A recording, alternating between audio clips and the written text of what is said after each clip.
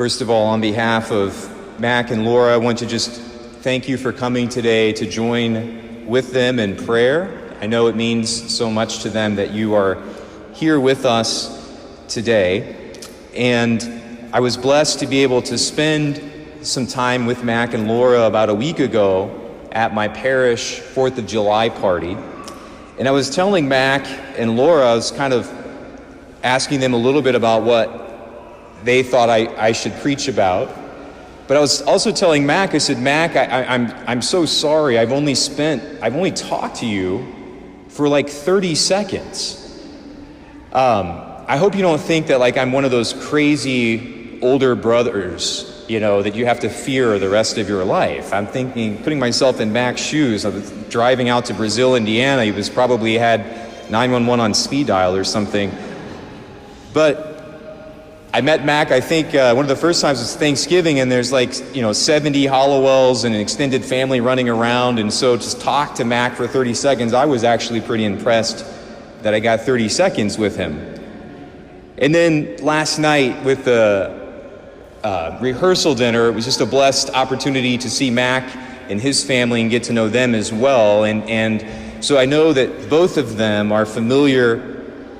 you are familiar with family and the power of family and the importance of family. You have both studied at amazing universities and have gotten your doctorates in what it means to be a member of a family. And I know that you guys are both in great places. And I promise I will speak to you more than 30 seconds moving forward, Mac. Thanks to Mac and his family for welcoming Laura into your family. And Mac, I hope you know that we are pumped to have you as part of our family as well. We speak in our Catholic Church about this being a wedding mass. My brother, Father Tony, mentioned that at the beginning. It's two sacraments in one. It's the Mass, which is a sacrament of the transformation of bread and wine into Jesus Christ, and then the sacrament of marriage, happening within the midst of that. And I think a lot of us, whether we're Catholic or not, we're coming to this Mass from different places, right? Some of us are Catholics and some of us aren't. Some of us, whether we're Catholic or not, we might feel close to God today, we might feel really far from God. Some of us might be struggling in our faith or even questioning God and his existence. I want to just say at the beginning that God meets us wherever we are at this afternoon. He meets you here. And God draws near to us. Whether we're Catholic or not, I just wanted to spend a moment asking and then reflecting on what is it we're doing here in both of these sacraments. What are we doing here? I'd like to share a quote when I teach or talk to young people or whoever it is about the Mass. This is a quote that I always turn to at the beginning, and I think it's just super powerful. It's from one of the great Catholic writers of our time. He also has the added benefit of being a convert to Catholicism. So he chose this as an adult. And I think that always adds a level of respect. But he's such a charitable writer and a humor-filled writer at the same time. His name is Thomas Howard. And when he's talking about the Mass as a convert, he said this: "It can be the case that one comes to Mass from the happy precincts of Protestantism and goes away at the end with great sadness. I miss the fellowship, he might say. I didn't sense the eager atmosphere of glad attention and participation in my former church." Translation: when we come to Mass, it doesn't seem very bubbly.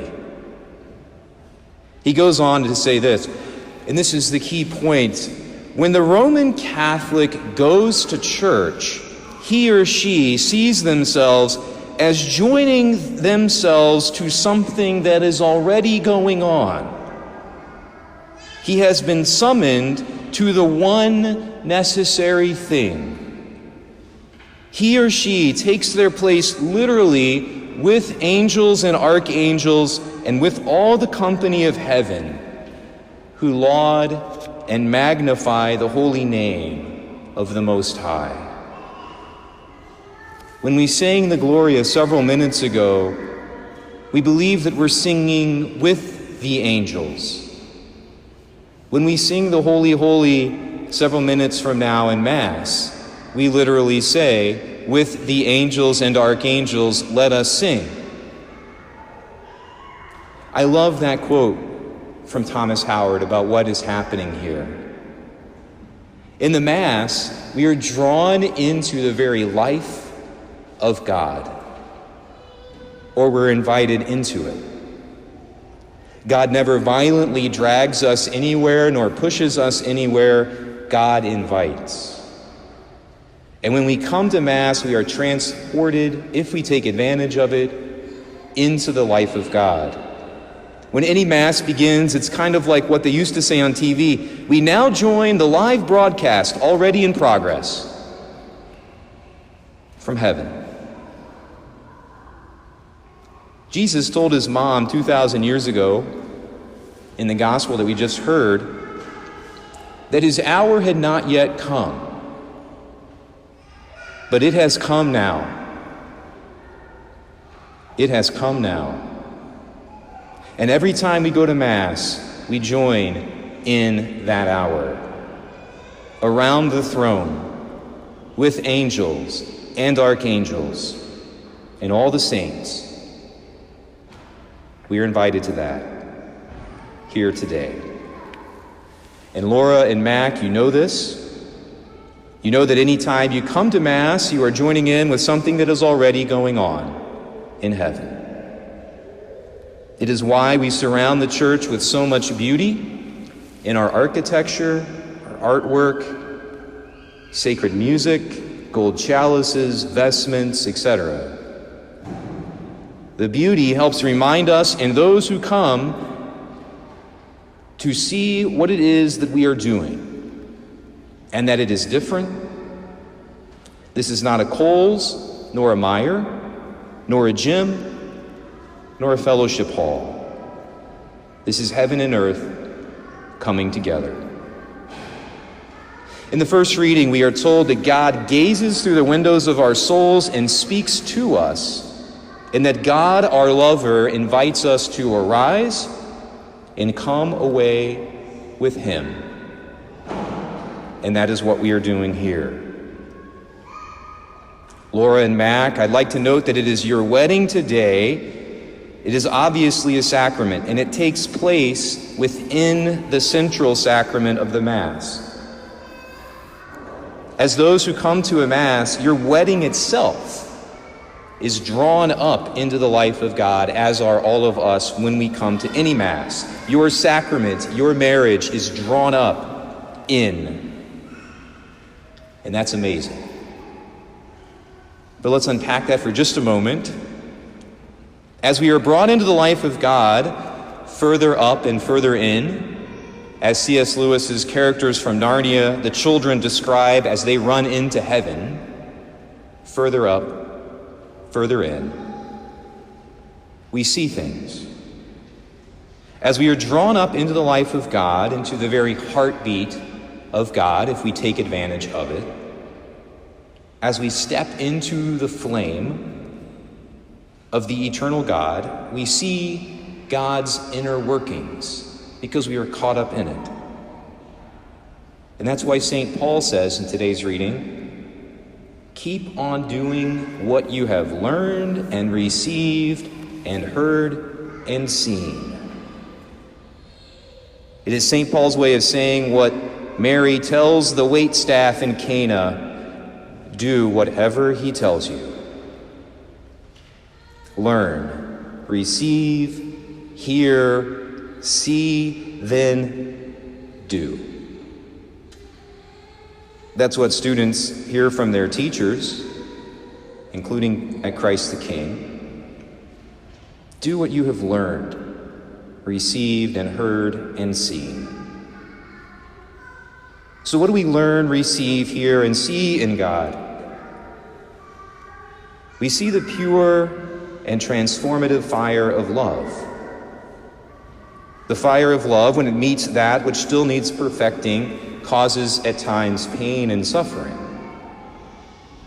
Laura and Mac, you should know, of course, that sufferings and pains are not God's punishment. They are not roadblocks. They are not signs that you're doing your marriage wrong. We put crucifixes all over our homes, our classrooms, our cars, our churches, to be a constant reminder that when we experience suffering, it means not that we have lost the trail, but that we are on it. You are moving further up and further in. Your marriage is being drawn into the life of God as gold is purified in fire. The first reading today said, "Love's flames are a blazing fire that deep waters cannot quench, cannot put out."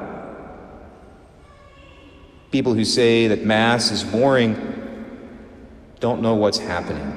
They can't. And they can't be listening to the words that thunder lovingly into our lives like a stampede of wild horses that drive out all that must be driven from us and awaken in us all that needs awoken.